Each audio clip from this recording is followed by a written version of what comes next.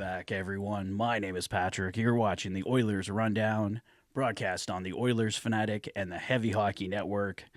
The Edmonton Oilers closed out 2024 in proper fashion with a big 4-1 victory over Utah HC, and tomorrow night they'll play their first game of 2025, looking for a little bit of revenge against the Anaheim Ducks, this time taking them on home ice at Rogers Place.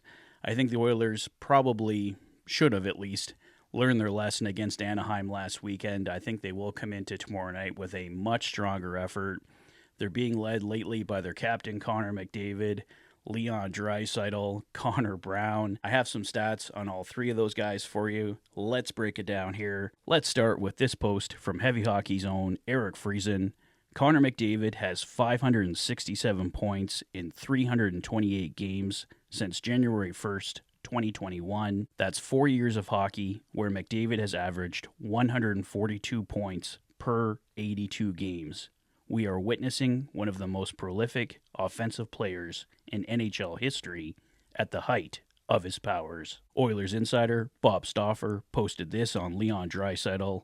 Leon Draisaitl currently ranks first in goals in the NHL with 27, first in even strength goals in the NHL with 20, first in game-winning goals in the NHL with 8, second in points overall with 56 points, and he is a plus 20, tied for 5th in the NHL so far this season.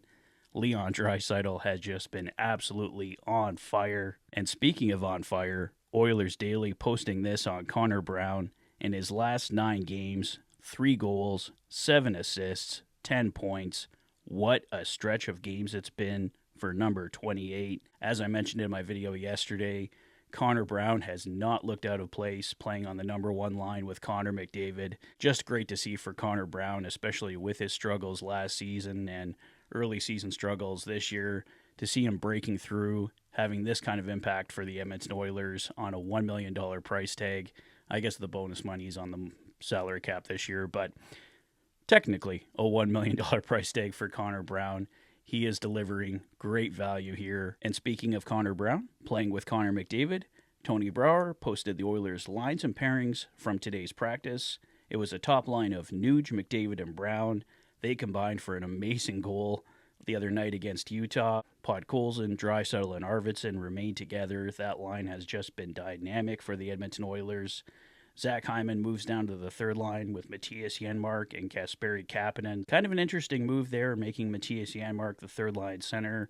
I imagine we're going to see some line juggling from Chris Knoblauch. We usually always do, so don't be surprised if Matthias Janmark doesn't remain the third line center for the entire game for the Edmonton Oilers tomorrow night, but let's see what happens.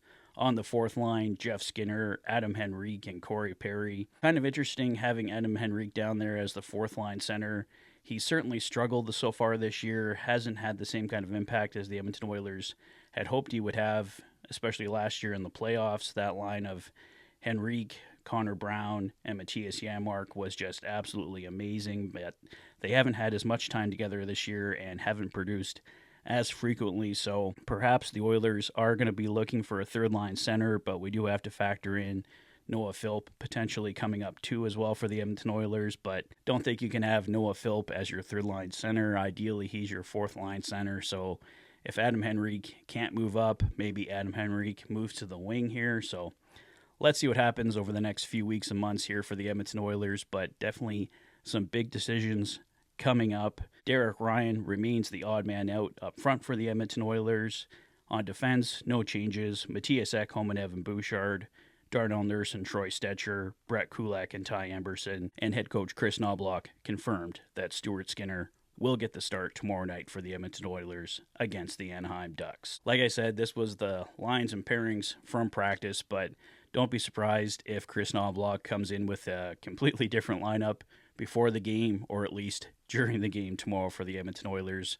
We know he likes to line juggle, see some different combinations, and Matthias Janmark doesn't really excite me as the third line center, so don't be surprised if that is changed up during the game tomorrow. So I think that's basically all I have for now, guys. Not too much else going on today, so 7 p.m. tomorrow, Oilers, Ducks. If anything big happens during the day tomorrow, I'll let you know, but otherwise I will see you for the Fanatic Rundown following the Oilers and Ducks tomorrow night.